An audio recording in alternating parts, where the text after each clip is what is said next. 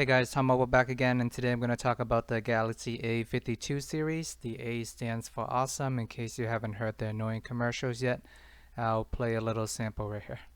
Long-lasting battery life, awesome screen, awesome camera, long-lasting battery life. In the US, everyone knows about the iPhone 12 and the latest Galaxy S21 flagship, but in 2020, the highest selling phone in the world by far is actually the iPhone 11 at 65 million. So it just shows that around the $700 price point or below is the perfect price for a flagship phone. It also shows that cheaper, more affordable phones tend to be the most popular for the general consumers.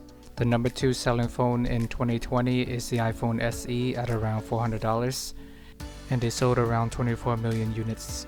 Next we have the iPhone 12, which sold about 23 million units. Finally, we have the Galaxy A51 series, which is the highest selling Android phone in 2020 at 23.2 million units.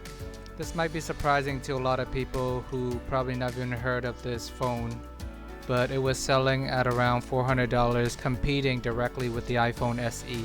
The general theme across the world is that people are looking for the most value and overall bang for the buck.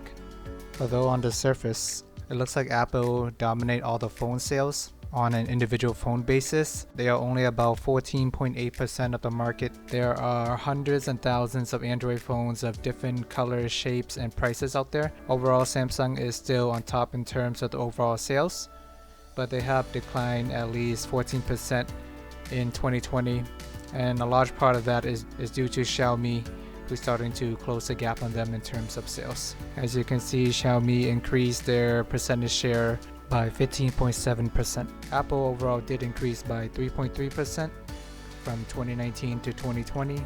Despite Samsung losing a lot of sales, they are still leading the way in terms of the most cell phone sold. And in addition to that, even if they're not making sales on their smartphone, they actually do produce a lot of screens for companies like Apple. Overall, these budget phones can pretty much do almost anything a $1,000 phone can, minus a few bells and whistles such as the 100x zoom. Today I'm going to take a deeper dive into the A52 series, the successor to the popular A51 series last year. This year Samsung announced the A52 and the A52 5G. The A52 only have 4G, so it is not the end of the world if you are price conscious. Once again, 5G is still not widely available. If you want to be future-proof, then go for the 5G version. In the box, you get a quick start guide, an ejection pin, a data cable, and a travel adapter, which is 15 watt, but it does support up to 25 watt fast charging. There is a 32 megapixel camera in the front, a 4 camera setup in the back, volume key and power key on the side, speaker grill, USB-C at the bottom, and even include a headphone jack. On top we got the SIM card tray and also the expandable memory, which can be increased to 1 terabyte. The 4G version is roughly $410 compared to the 5G version at $505. So these phones have a decent 6.5 inch display with a pretty decent battery life. They have 4500 milliamp battery. The 4G version supports 90Hz refresh rate, and the 5G version support 120Hz refresh rates. They both have Gorilla Glass 5 and an IP67 rating as well. The A72 is a tad bigger at 6.7 inches. It has a bigger battery as well, 5000 milliamp. It is also lacking 5G, similar to the A52, but it does have a bigger screen and a battery. Camera gets a little bit of a bump as well. It have the 3x telephoto instead of the depth sensors. Overall, still pretty decent value at $536. If you enjoy seeing contents like these, please remember to take a moment to like and subscribe.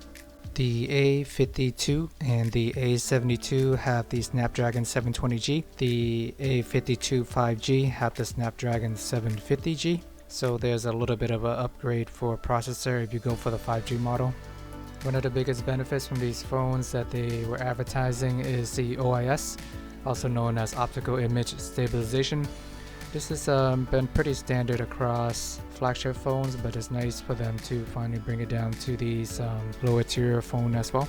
In addition to that, they're also offering 4 years of security updates, which is a great improvement from previously. In the past, Samsung is known for not keeping their phones up to date, but since this was such a popular series, it is great to see that they're actually going to be supporting these in the long run.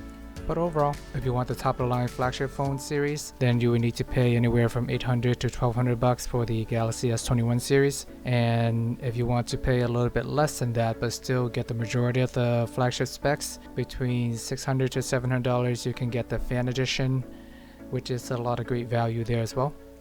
And below that tier, in the $400 to $550 range, this series takes away a lot of the top features on the flagship. And they offer great camera, battery, and screen as well. Really, it just depends on your need. If you're looking to get more value, there's a lot to like in the lower price points. Let me know what your thoughts are on the Galaxy A series. Thank you for watching, and see you guys next time.